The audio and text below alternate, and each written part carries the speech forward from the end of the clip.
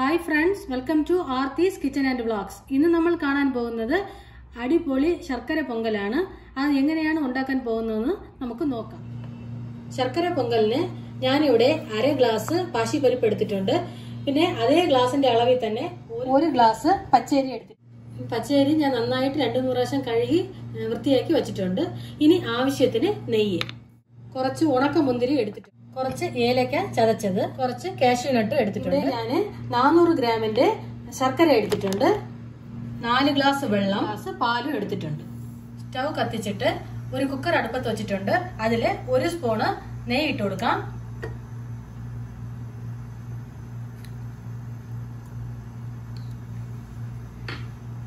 എന്നിട്ട് നമ്മൾ എടുത്തു വെച്ച പാശിപ്പരിപ്പിനെ ഇട്ട് കൊടുക്കാം.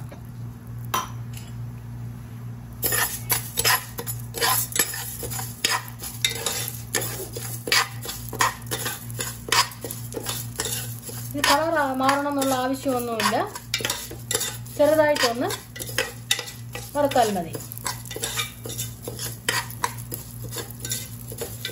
പച്ചരി ഒന്ന് ഇട്ട് കൊടുക്കാം, അതുപോലെ ഒന്ന് ഇളക്കിയെടുക്കാം. ഇളക്കിയെടുത്തിട്ട് എടുത്തു വെച്ച് വെള്ളം ഒന്ന് ഒഴിച്ചു കൊടുക്കാം.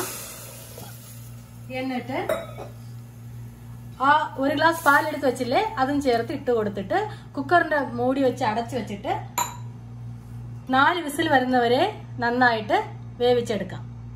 ആ സമയം കൊണ്ട് നമുക്ക് ശർക്കരയിൽ 1/2 ഗ്ലാസ് വെള്ളം ഒഴിച്ച് പാവ് കാച്ചി എടുക്കാം.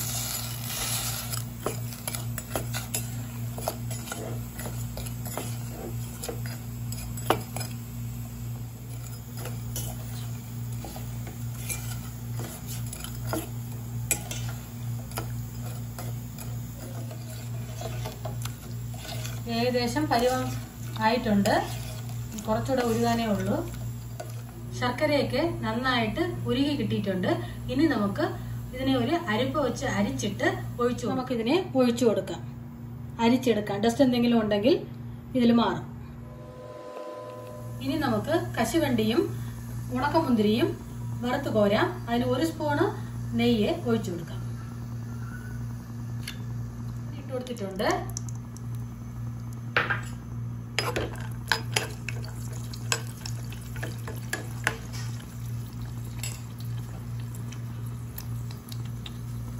നന്നായിട്ട് ചുമന്ന് വരട്ടെ. എന്നിട്ട് ഇതിനെ കോരി മാറ്റാം. വറുത്ത് മാറ്റിയിട്ടുണ്ട്. ഇനി നമുക്ക് ഉണക്കമുന്തിരി ഇട്ട് കൊടുക്കാം. നമുക്ക് 1 സ്പൂൺ കൂടെ നെയ്യിന്റെ ആവശ്യമുണ്ടെങ്കിൽ അതും കൂടി ഇട്ട് കൊടുക്കാവുന്നതാണ്.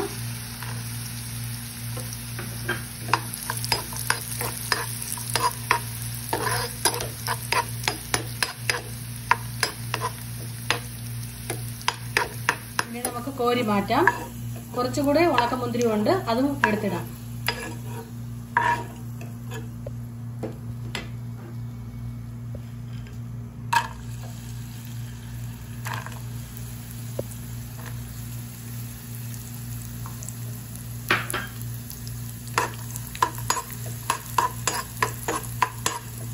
ഇതുപോലെ നന്നായിട്ടൊന്ന് കോരി മാറ്റാം വറുത്തിട്ട്.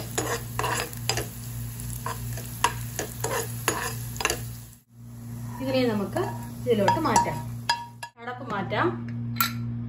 നന്നായിട്ട് വെന്ത് കിട്ടിയിട്ടുണ്ട്, നന്നായിട്ട് വെന്ത് കിട്ടിയിട്ടുണ്ട്.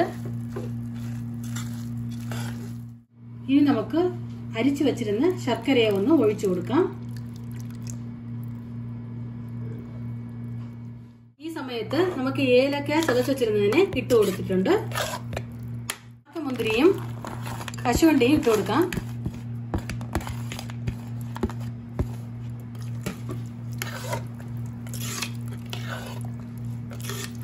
ഈ സമയത്ത് 1 സ്പൂണ് നെയ്യ് കൂടെ ചേർത്ത് കൊടുക്കാം.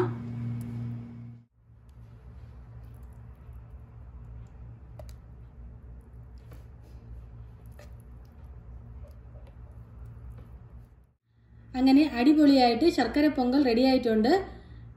എല്ലാവർക്കും ഈ വീഡിയോ ഇഷ്ടപ്പെട്ടിട്ടുണ്ടെന്ന് ഞാൻ വിചാരിക്കുന്നു. എല്ലാവരും ഒന്ന് ട്രൈ ചെയ്യണം. ഈ വീഡിയോ ഇഷ്ടപ്പെട്ടിട്ടുണ്ടെങ്കിൽ ലൈക്ക് ചെയ്യൂ, ഷെയർ ചെയ്യൂ, കമൻറ്റ് ചെയ്യൂ, പിന്നെ മറക്കാതെ സബ്സ്ക്രൈബ് ചെയ്യൂ. Thanks for watching.